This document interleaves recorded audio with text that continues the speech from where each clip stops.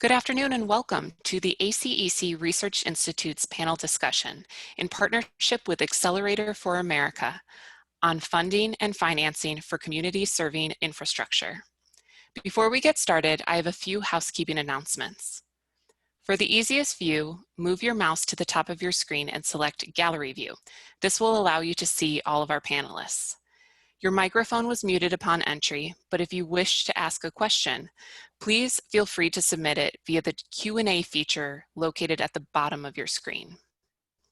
If you require any technical assistance during today's webinar, please feel free to send a message to ACEC Education privately through the chat box, also located at the bottom of your screen, and I will be happy to assist you. Now, allow me to introduce the Executive Director of the ACEC Research Institute, Daphne Bryant, who would like to say a few words. Daphne? Thanks, Maureen. Good afternoon, everyone. Thank you for joining us for our first of 4 sessions that the ACEC Research Institute is delivering in partnership with Accelerator for America and the new Partnership for Infrastructure. The Institute was just recently relaunched earlier this year and is focused on delivering research and thought leadership for ACEC members and our industry at large. On behalf of the ACEC Research Institute and our many sponsors, we're excited to support this very important initiative. We look forward to diving into today's topic on funding and financing with our esteemed panel. So without further ado, I'm honored to introduce to you one of my colleagues at the Institute and your moderator for today's session, Greg Cohen. Greg consults for the ACEC Research Institute and serves as our principal coordinator with Accelerator for America and the new Partnership for Infrastructure. Prior to opening his consultancy firm, Greg served as the president and CEO of American Highways Users Alliance. He was a professional staffer for the U.S. House of Representatives Transportation and Infrastructure Committee and is a licensed professional engineer in the state of Maryland and a former transportation engineer for the Maryland State Department of Transportation. So as you can see, he is well suited to guide us through this discussion today. Greg, it's all yours. Thanks very much, Daphne, and thanks to ACEC Research Institute and the Accelerator for America. Our partners at the New Infrastructure Partnership are WSP, Meridian, City Possible, the U.S. Conference of Mayors, and HNTB. We work together in a cooperative effort in a process led by the Accelerator, in which we spoke with elected officials and appointed officials from all over the country to identify local challenges and innovation. NPI then formulated into federal policy ideas that would address key themes, including sustainability, empowerment, and equity. And now we are starting that conversation with our lawmakers, with appointed officials, and advocating those policies at the federal level and building our coalition to ensure that the recommendations from the new partnership are included in future federal policy. As you can see, we developed 26 different policy recommendations. Today, we're just going to talk about a few of them, but I encourage you all to visit acceleratorforamerica.org to see all of the recommendations. The Accelerator has been a great partner. They've worked with local leaders from across the country, mostly mayors, and you can see that we are diverse in our approach, rural and urban states. We reached out to elected officials from both political parties and nonpartisan officials and really tried to get a lot of different experiences from local leaders. Today's topic, which we wanted to kick off this series of 4 webinars with, is one that I know is near and dear to every local official's heart and to every person who cares about infrastructure, and that is funding and finance. Funding and finance specifically in this case for community-serving infrastructure, or really local-oriented infrastructure. As we all know very, very well, the economic crisis caused by COVID-19 has cities facing very significant budget shortfalls. There's loss in tax revenue, and we need to align funding and financing mechanisms to meet these local needs. This is going to be essential to kickstarting an economic recovery And we believe essential infrastructure is going to be very critical here. The playbook includes 7, now I mentioned 26 recommendations, but 7 are specifically related to funding and financing. These are all to support economic growth, increase investment, and provide needed support for municipalities. And today's webinar is going to focus specifically from the experts on 4 of those 7 funding and financing recommendations. So I'm very, very pleased to kick this off with our keynote speaker, the Honorable Mayor Steve Benjamin from Columbia, South Carolina. The mayor is now in his 3rd term, and just from the very beginning, as you can see from this bio, has achieved extraordinary things for the city of Columbia, and beginning with cutting unemployment roughly in half, securing billions of dollars in new regional capital investment, including Columbia's Main Street, the Justice for All initiative to foster a 21st century police department, emergency measures and subsequent emergency management during the 1,000-year flooding crisis that occurred in September 2015. And obviously many, many other items here that are important. I'd like to particularly point out that Mayor Benjamin is a municipal bond lawyer, so funding and finance is his specialty, and he serves as executive chairman of the Municipal Bonds for America, and also that Mayor Benjamin was elected as Columbia's first African-American mayor in April 2010, and now is on his 3rd term again. So we're very honored to have you, sir, and I'll turn it over to you to discuss bond issuance and raising capital for infrastructure. No, Greg, thank you so much. First of all, I appreciate you reading my bio just like I wrote it. It's always very, very much appreciated. I want to thank Daphne for leadership at ACEC. Obviously, thank my friend Rick Jacobs and our dear friend and great leader Eric Garcia for their role at Accelerator as well. And this August panel that you pulled together, I have no idea how I scored the title of Keynote Speaker, but I'll take it and we'll do what we can. We know the unique challenge, and obviously we're all believers in infrastructure. We wouldn't be on this call, but the particular challenge that we're facing as a country right now, the greatest pandemic since 1918, the greatest economic disruption in an election year since 1932 or 1876, depending on which historian you speak to, and the greatest social unrest around structural racism and police violence since 1968, all wrapped up into a couple of quarters in 2020, and causing significant economic disruption. We watched I think maybe nearly 5% loss of GDP in the first quarter. We watched the American economy contract by, I think it was almost 33% in the second quarter. We're seeing some major challenges all across the country that puts us at a time where I think it does allow many of us, those of us who've been proselytizing for many years, but I think many more of us, to look at the very particular role that infrastructure investment might actually be able to play in the economic recovery that has always enjoyed incredible bipartisan support of infrastructure spending, but not necessarily the bipartisan collaboration to actually get to an end goal. We know that in this country, cities and states build over 75% of American infrastructure, and the incredible growth we've seen in our metropolitan economies, with now 85% of our population living in cities and the metro economies that surround them, 89% of the jobs there, and 92% of America's GDP tied up in these cities and metro areas that I was proud to represent as president of the U.S. Conference of Mayors. We know that if we're going to work to restart the economy in a very thoughtful way that's balanced and benefits all, we're going to have to start making some very thoughtful and strategic investments in infrastructure.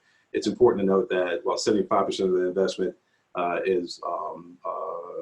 it comes from state and local governments, that some local areas local investment is even more profound, with 98% of infrastructure coming in some areas of water and sewer in particular. In our city alone, we've invested over $500 million with a plan that will eventually have us spending $1 billion in water, sewer, and stormwater.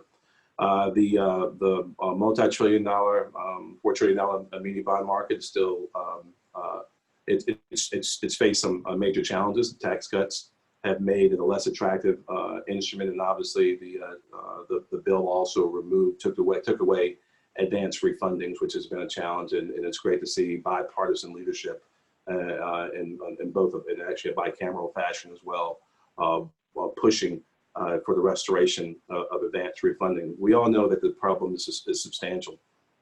As we just heard, the American Society of Civil Engineers obviously not only highlights every single year that we get a D, I think maybe in a good year we get a D+ on our infrastructure investment, but we often take our eyes off the ball and recognize that our failure to close the infrastructure investment gap could also cost a loss of about $4 trillion in GDP, $7 trillion in lost business sales, and probably 2.5 million jobs by 2025 here in the U.S. The economic benefits also would be substantial as we work through these challenging times. We've all seen Council of Economic Advisors research that predicts that $100 billion in new public infrastructure would raise GDP each year by $12.9 billion. You think about that, with every $1 billion that we invest, we could create 15,000 new construction jobs. Every $1 billion. It could be amazingly a strong poll after poll after poll that we see, and obviously we see a lot of polls nowadays. But consistently, we see strong, deep, and broad bipartisan support for infrastructure and investment. A YouGov poll just a few years ago showed 71% of the public supports increasing federal spending on infrastructure, with 78% of Democrats and 75% of Republicans. I dare say that there are no issues, literally no issues on the American landscape that enjoy such incredible and broad support. I think I even have some notes on some NLC polling done this summer. We're also seeing a great deal of support for much more creative public-private partnerships. Obviously, as we all aggressively defend, as I do as executive chairman of Municipal Bonds for America, protecting the tax exemption of municipal bonds as the primary tool that we've used since the tax code was codified in 1913 as a primary tool we use. It ought not be the only tool. We ought to have as many opportunities that might help us highlight the benefits of combining the power of the tax exemption in the federal government and local governments, along with the expertise of private sector partners aiming to ensure high quality work with less risk in true public-private partnerships. It requires, of course, us to be aggressive and it requires visionary leadership. It requires us also understanding that public-private partnerships actually does mean public-private partnerships, that we're addressing broader societal challenges around everything from broadband to affordable housing, and really doing a deep dive using this awesome tool to get things done. As my friend Eric Garcia often references on election day in 2016, as all of us were focused on the presidency, voters from Los Angeles to Seattle to Atlanta to Kansas across Florida approved almost $230 billion in additional sales taxes. Folks who voted to tax themselves to fund ambitious transit projects to increase mobility and ease economic friction. It's important that obviously we support, and I think of all of our great partners on here.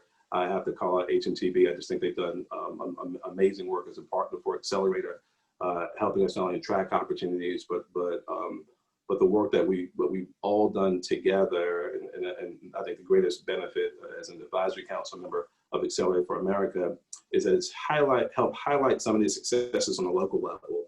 Hopefully model them up for scale, and continue to remind our federal legislators as how important it is in the administration. I enjoyed working with DJ while he was there on what we could get done and get done together, but the role that local governments play and local leaders play in and those of us who inform and help counsel local leaders, is that our strength is in obviously making our processes more efficient.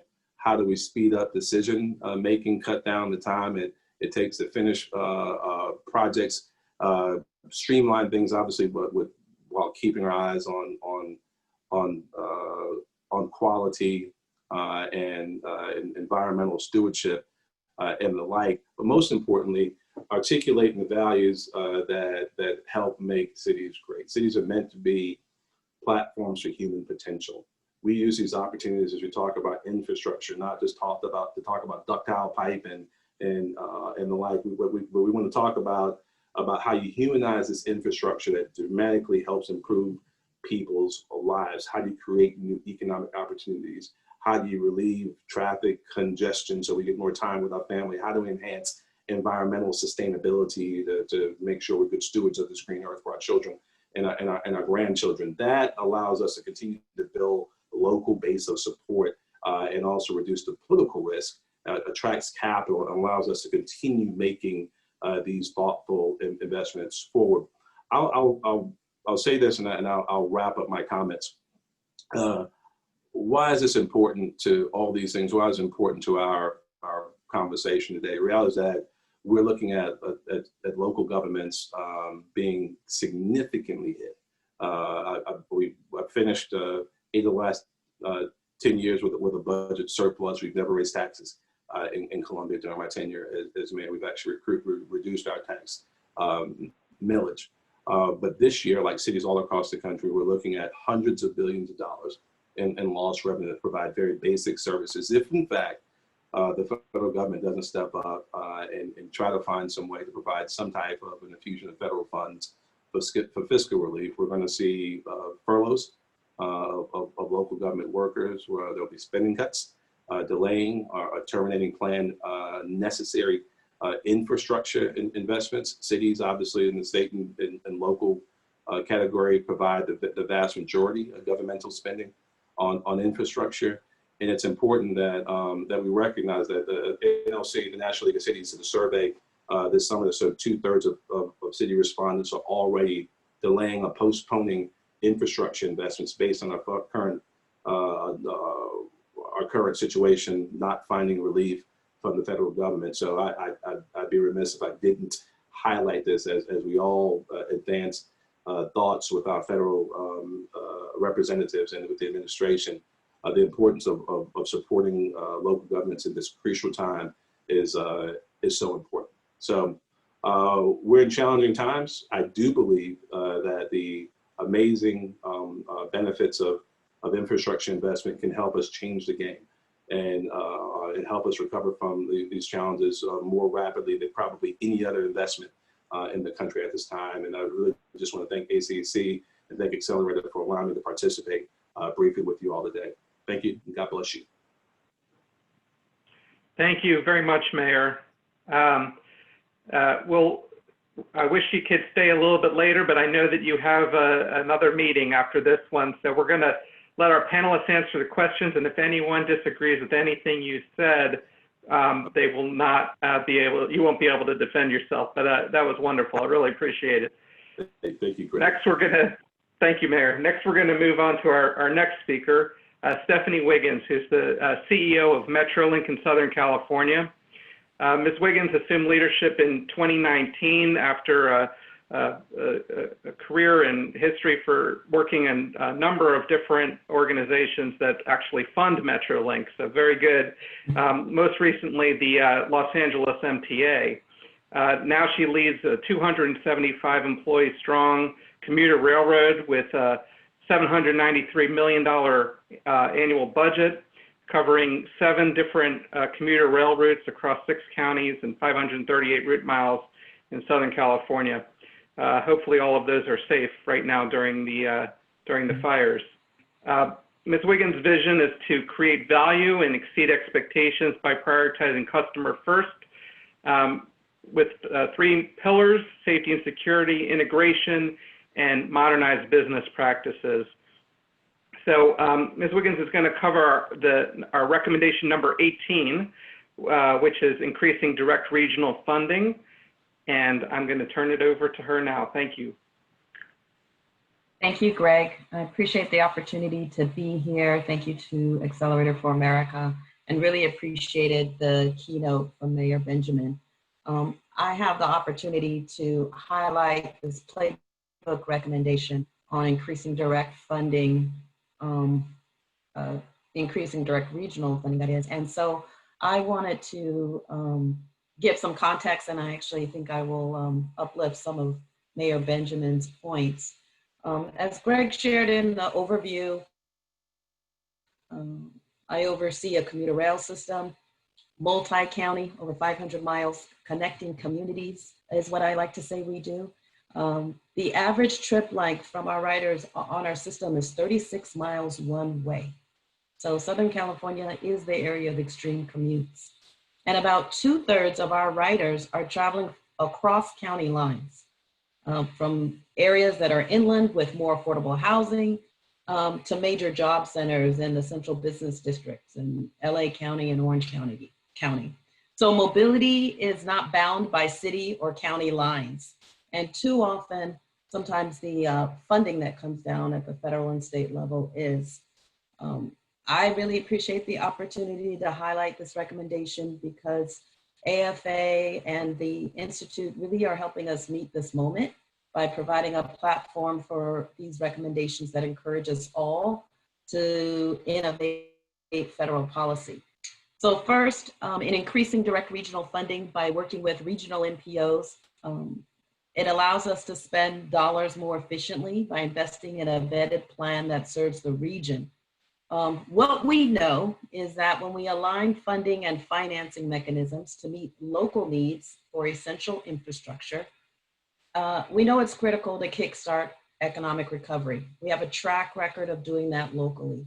The mayor just talked about cities across the country have chosen to be self-help and generate sales tax for infrastructure development because these are job creating opportunities as well. Part of that community serving infrastructure theme that AFA is elevating.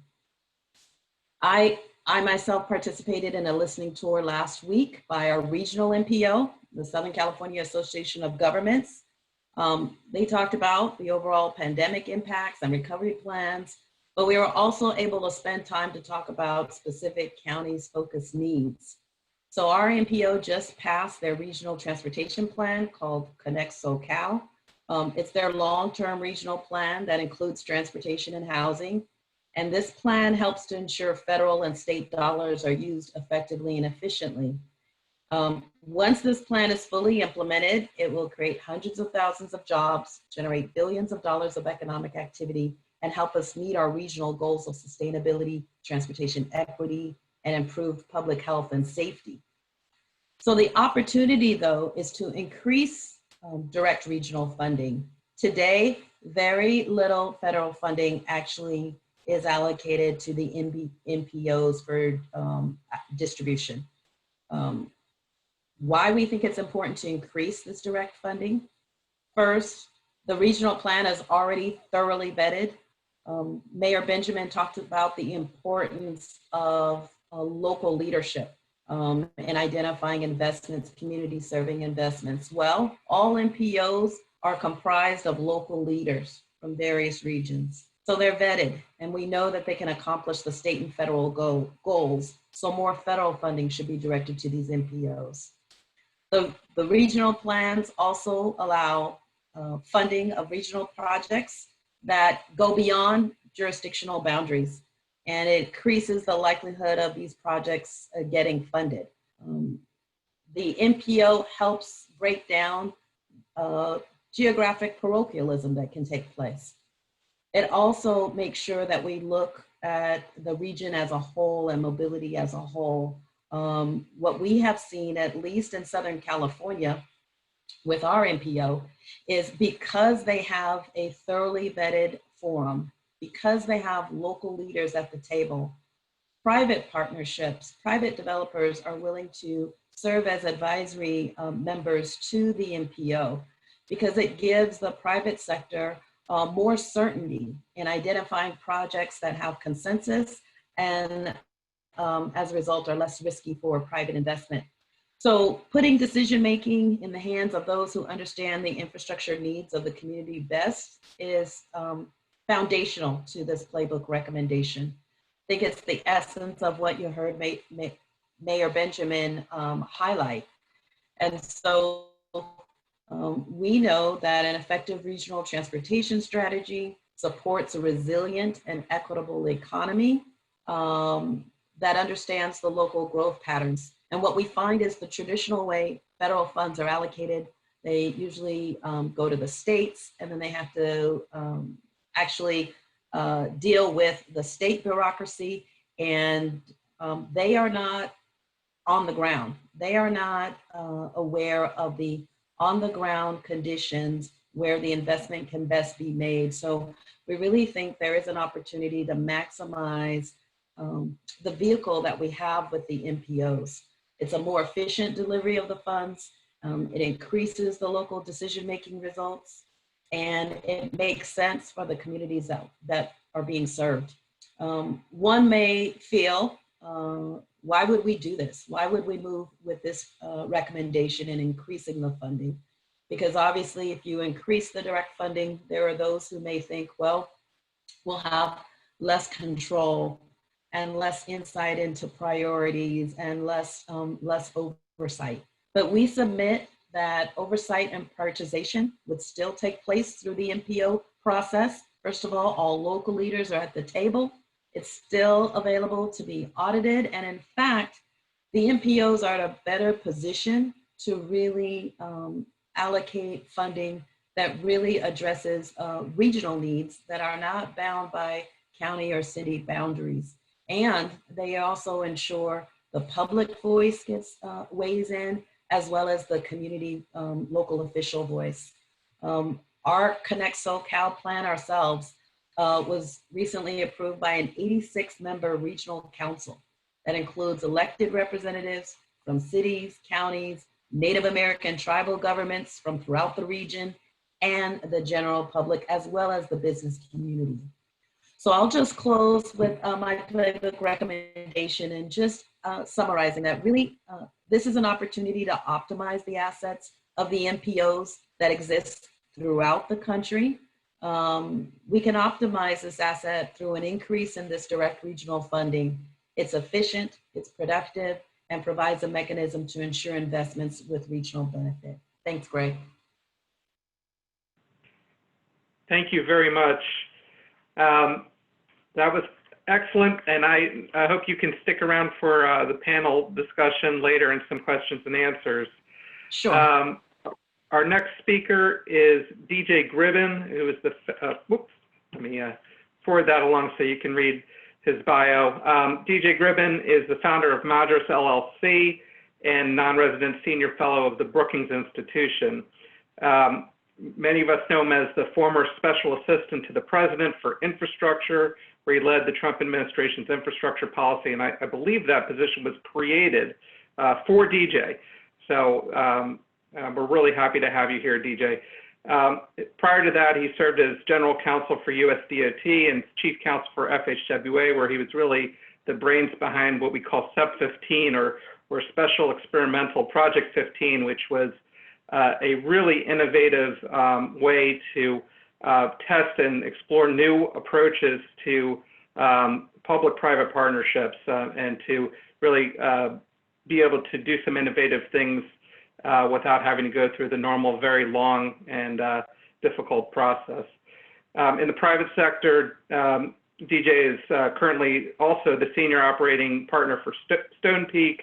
He's the former national director for strategic consulting for HDR and headed the government advisory for Macquarie Capital, and former volunteer as president of ARTBA's P3 division. So DJ, I'll turn it over to you. Thanks. All right, Greg, thank you very much. Thank you for hosting this panel, keeping us all organized, and special thanks to Mayor Garcia's Accelerator for America and Rick Jacobs for providing the resources to pull this together, John Picari, the WSP team, for providing the legwork needed to get this published. It truly is an exceptional work, and it's a privilege to be part of this group talking about it. Federal infrastructure financing is very fascinating because, as Mayor Benjamin pointed out, most of the resources that are used to fund infrastructure are non-federal. And so what we have is a system whereby, Greg, I've lost the picture here. Can you guys still see me? Yes, we can see you, DJ. Okay, all right, well, I'll just keep on going then. So it's an interesting program because the federal government can encourage innovation and creativity, but federal funding can also encourage status quo thinking. And it's, Ms. Wiggins pointed out, we have a system that was set up primarily in the 1950s with a vision to create the interstate, which it did.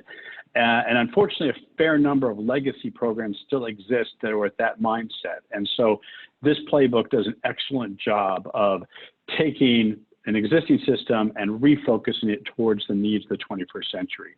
I'd like to make two just global points when you're talking about financing, especially federal financing and infrastructure. And one's been mentioned already, and that is the distinction between funding and financing.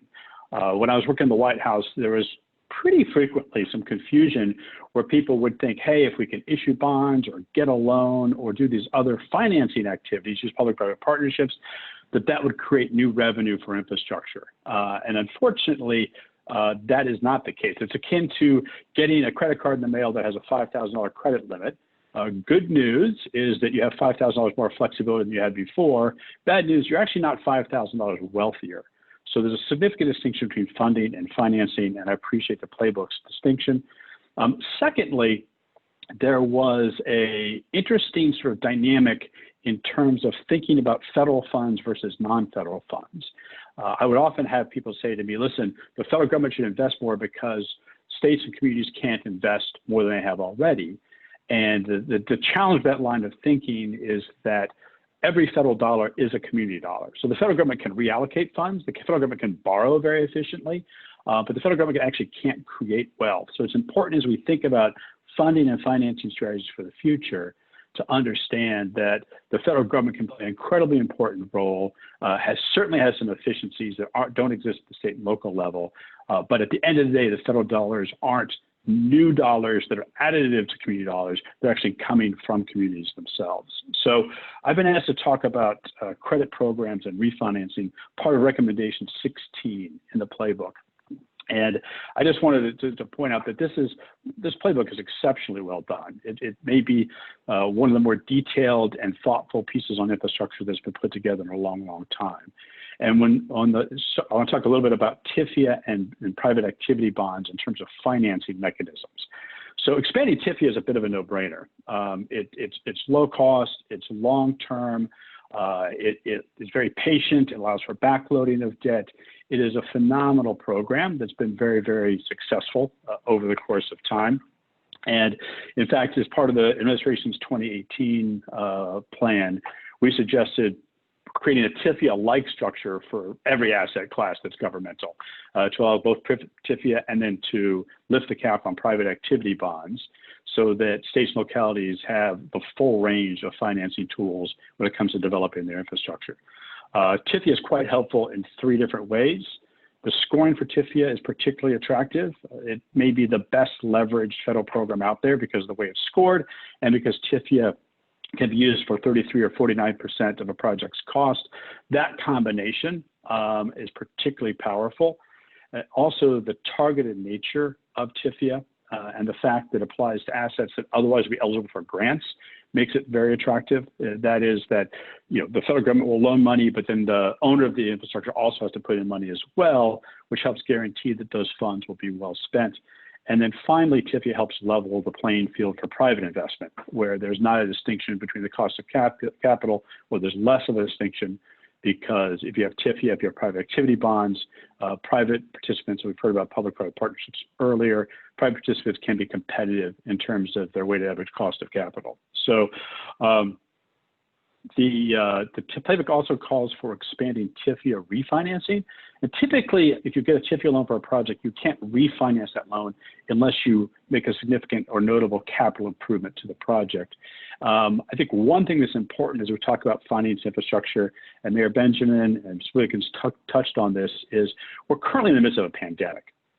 While there are a number of rules that would apply in a normal situation, I think it's important to be sort of flexible and creative, particularly in a time that we have today, where we're not only trying to recover from the pandemic, but we're also looking at what could be a significant slowdown in the economy going forward in the future. So I would just wrap this up with, again, thank everybody who participated in the development of this project. It's truly exceptional. For those who haven't read it, I would highly encourage you to give it a read. And as we formulate infrastructure policy, it's important to think about the federal government's role. It can be helpful. In some circumstances, it can be less than helpful, so we need to balance that out. But take that in terms of the context we currently find ourselves in, which is unfortunately pretty disruptive. So with that, Greg, I'll pass it back to you. Thank you again for having me. Great, thank you, DJ. And then, our last panelist, last but not least, is Sylvia Garcia, who I've been working closely with. Sylvia is a principal consultant at WSP USA, which is one of the members of the National New Partnership for Infrastructure. She specializes in public finance policy, leads the planning, strategy, and grants group for WSP, and helps local and state governments with their processes, resources, and operations for their strategic goals. Prior to joining last year with WSP, Ms. Garcia had 15 years of public sector experience. I'm going to take the last one first because I think, this is great on the ground stuff, but she was the Chief Operating Officer and Chief of Staff for the Chicago Transit Authority. She also served here in Washington as the Chief Financial Officer and Assistant Secretary for the Budget at USDOT, and as professional staff on the U.S. House of Representatives Committee on Appropriations.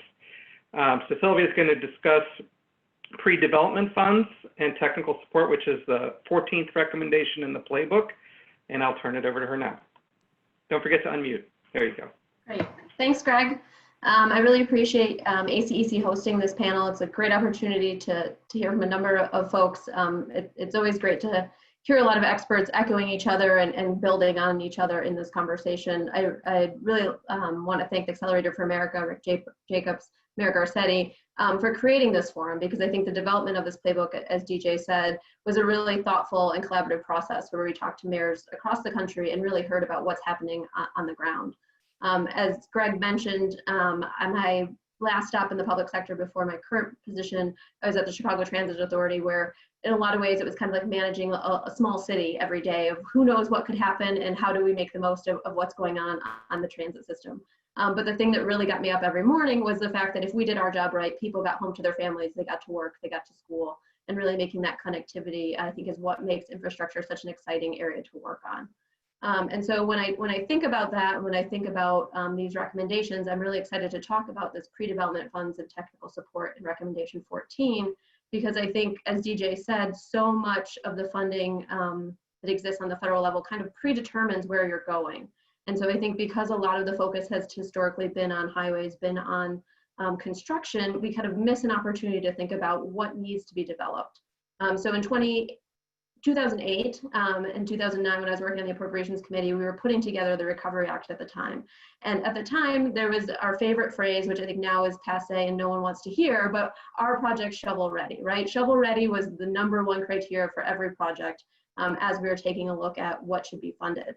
I think there's a lot of lessons learned from that maybe because the project is shovel ready, is it really the project that needs to be implemented at that moment? And so what we've taken in this recommendation is that idea and turned it into shovel worthy.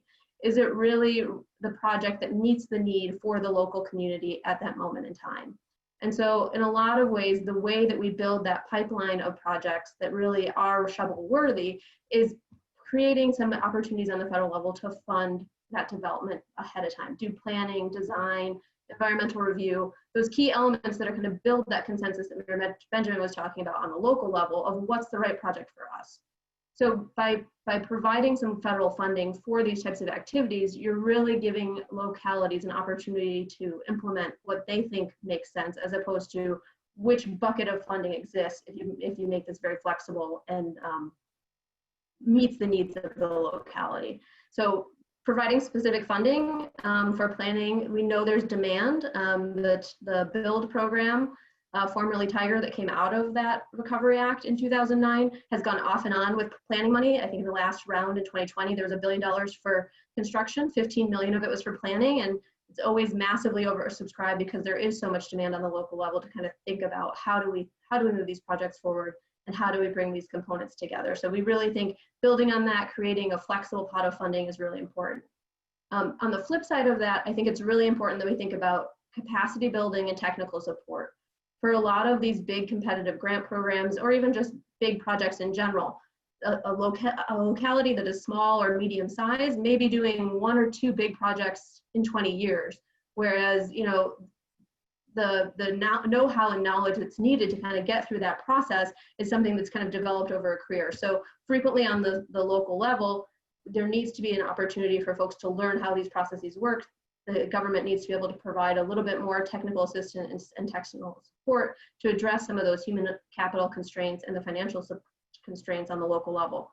It's really hard to have someone who's an expert in every single federal program if you're a state or local government, if you're only going to use the program once. And so it's really, this recommendation is a lot about how do we harness that expertise that's out there and make sure it's available to everyone at all levels of government.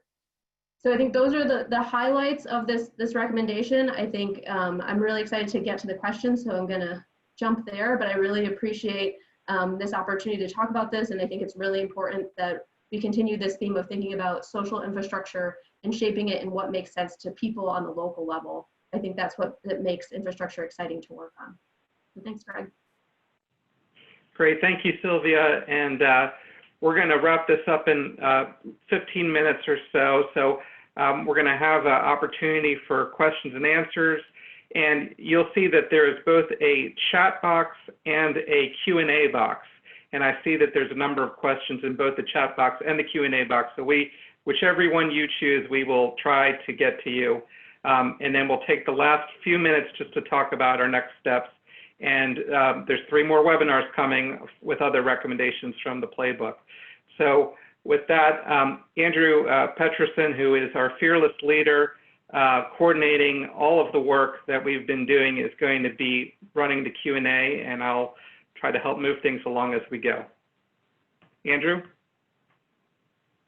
Thank you, Greg, and thank you, Stephanie, DJ, and Sylvia for being a part of this and for your kind of wonderful presentations on each part of the Playbook.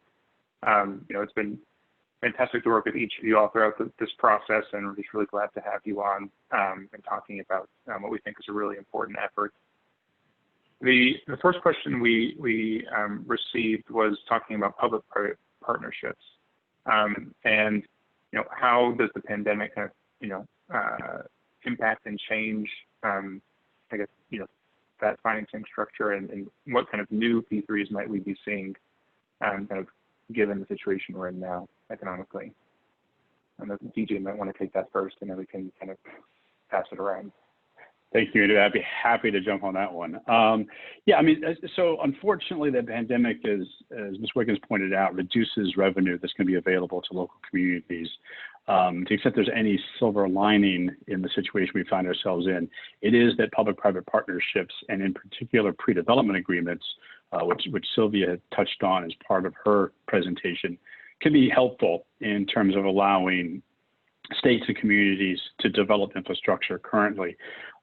We just finished a paper called Bridge the Dip that talks about the fact that in an economic slowdown, the costs of design, the cost of this construction, the cost of O&M typically will drop. And so if there is core infrastructure the community needs, now is actually a pretty good time to plan for it. The challenge is, how do you find resources to do that planning? I think part of the answer to that would be pre-development agreement. It's one of the PPP models that allows governments to use private sector funding to pay for the early development process of a project, so we can get to that shovel-worthy project that Sylvia was talking about.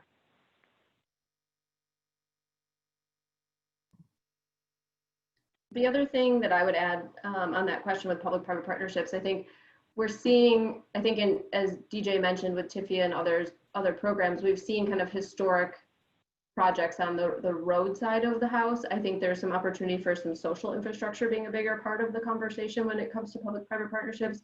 I think in general, you're always looking for either expertise or mitigating risk when you're looking at a public-private partnership. What does the private sector bring to the table? And I think in this moment, there's an opportunity to think differently about everything. And so I think there's some opportunities to think innovatively about how you bring that public sector desire that Mayor Benjamin was talking about of what's the need, but then where can the expertise or cost savings or other things that the private sector bring be beneficial to kind of broaden that scope of what we think about with public-private partnerships. I know in particular when we were putting together the playbook, there was a lot of conversation about broadband and water and some of those other elements that have had a little less success on that partnership side, but I think there's some lessons learned that can be brought to that conversation. Great, let's go to the next question, Andrew. We just received another question talking about, or asking, I should say, in what strategic ways do municipalities look to conduct surveying of local community populations as different regions see economic prosperity with subjective perspectives? So I think it's kind of really getting at how do municipalities or agencies really engage with their communities to best understand needs. I think Stephanie, given your presentation, might be a great panelist to open this one. Well, ironically, I think this pandemic has highlighted the importance of broadband and being able to engage with the community virtually. I think one of the practitioners I was talking to last week talked about how if we enabled broadband in every community, you're really enabling democracy because we're able to engage more with the public, more so than ever before. So you saw transit agencies being creative and using their buses as mobile hotspots in communities where they were not broadband rich. It helps with better engagement. Obviously, we continue to do telephone surveys. Ironically, the market research firms are saying in the stay-at-home environment, more people are willing to answer the phone because they're tired of talking to their significant other or they want an adult other than the kids. So we've been getting really great quality market research through the phone. We get our seniors that way. Telephone town halls are phenomenal. They were phenomenal pre-pandemic. They're even more needed now. But again, leveraging the technology and connecting with the general public is so important. We have been conducting surveys over the last couple of months of our riders and non-riders, and being able to hear directly from them is critical as we develop our recovery plans for the future.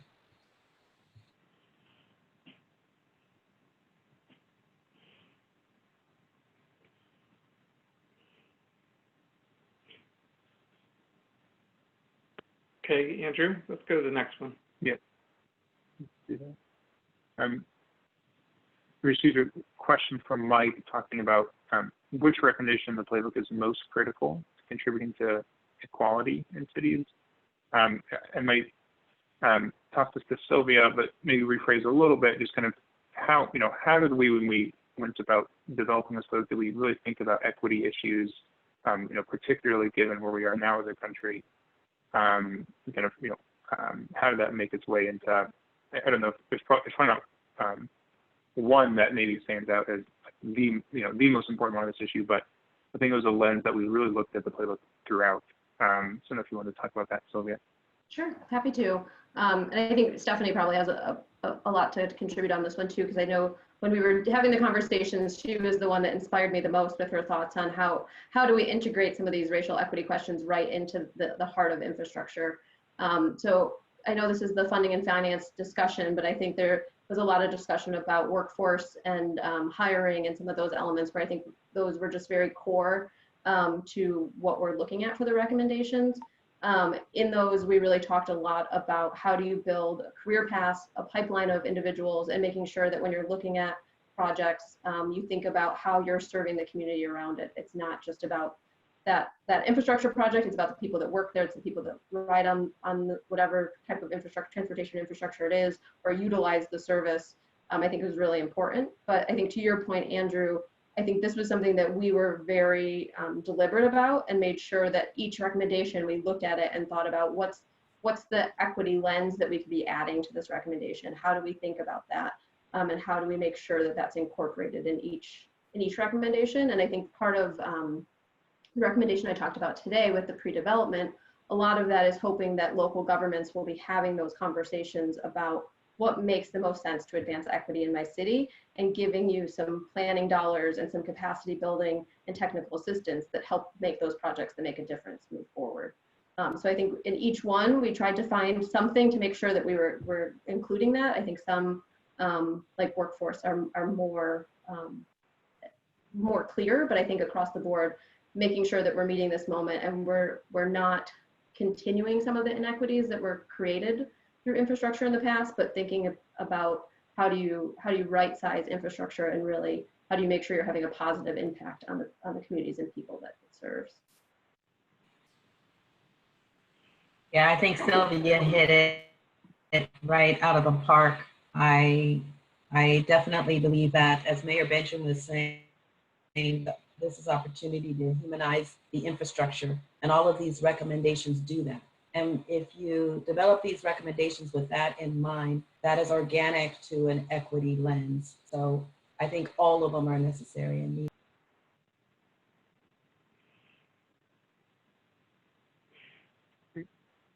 We have another question here. So I think I'll direct to DJ. I'm just going to go around to each of you, I think. This one's talking about kind of from an economic recovery standpoint, the benefits of grants versus loans. And the comment is loans not being feasible during the pandemic, where municipalities are losing sales tax and other revenues. Do you mind commenting on kind of what role loans might have, or kind of other financing mechanisms compared to just grants to the government? Yeah, that's an excellent question. And from a federal government perspective, right, it's probably better to do loans than to grants, because you get paid back, which doesn't happen with a grant, and also that you're ensuring that there's more sort of skin in the game in part to your local partner. Now, the point that's made by the questioner, which is, okay, well, you're in a pandemic and there are limited local funds. That's absolutely true, but we're also in a pandemic, and there's likely to be limited federal funds unless we continue borrowing at the rate we're borrowing. So the point is, how do you find that balance between the two? The other benefit to loans is that they tend to be less prescriptive. I mean, they have to follow federal guidelines, but there's less federal oversight typically of loan amounts than there are grants. So I think if the answer is loan or grant, if you're on the recipient side, obviously you always want a grant, right? Because that makes all the sense in the world. Why would I not take free money? But the benefit from, as I mentioned in my remarks, the benefit of the loan program like TIFIA is for $1 federal dollar, you can get $30 worth of project, right, on a loan. And that part of that is a little bit of budget gimmickry, so we'll put an asterisk by that, but that is the federal accounting, so we'll take it since they're giving it to us. Whereas if you have $1 federal dollar in a grant, you get $1 worth of project, or if there's a match requirement, you get $1.25. So if you're looking for federal participation in a large number of projects, and you're looking for projects, particularly public-private partnership projects, they're kind of on the cusp and they're viable, but they need something else to help lower their cost of capital, then TIFIA and PABs are incredibly powerful and very potent. Well, I can imagine that there would probably be some folks that would emphasize the point that from the recipient's perspective, the grant is better than the loan, particularly during the pandemic. But does anyone else want to comment? Yeah, I mean, I think it goes back to DJ's analogy of the credit card, right? Like, I think we'd all rather have, I can't remember the amount you said, but if you have a 10,000 line of credit or a check from your wealthy, relative, of course you want the check as opposed to the credit card. And I think, I think DJ and I have a long history of having to explain this in our days at USDOT of the difference between funding and financing, right? I think a lot of times people use them interchangeably. And I think that underlying as a recipient, you always want the federal money. I think there's the question of how limited resources and how much is available to go around, I think is always the question. But I think one of the things that we tried to do in the playbook was trying to make sure that those limited resources that are grants, trying to make them a little bit more flexible and responsive on the local level, I think was a big part of that conversation. And I think DJ talked about the financing side of it and how we're trying to make that more flexible. But I think in general, it's always about how do you make every dollar go farther in a limited resource world. Sure. And I believe the questioner also asked what the playbook recommended, loans versus grants. So I'll say, read the playbook. No, it's ready for you. And because it's 4:26 Eastern, Andrew, I'm gonna keep it moving along, okay? And thank you for doing the questions and answers, and thank you to all of the panelists. We're going to just close out real quick with, let me make sure I got so excited I don't know if I was ready to share my screen. We're just going to close out with our next steps. We want to make sure everyone knows that the playbook is not a document to be used to keep a door wedged open. We're using this actively. We hope you do read the book and connect with us. It's very, very easy to go through. Next, we're going to be weighing in, and we are, on COVID-19 relief. There's apparently maybe some progress this week, and on the reauthorization of the FAST Act. And we'll be working with federal legislators and policymakers. So to learn more, please visit acceleratorforamerica.org/infrastructure. I'm sorry, infrastructure-partnership. And also, we have 3 more webinars in this series. I hope you found it useful. I noticed that people did not drop off, so I'm glad to see that we have a lot of participation today. And I'm sorry we couldn't answer everyone's questions, but please keep the questions coming to us.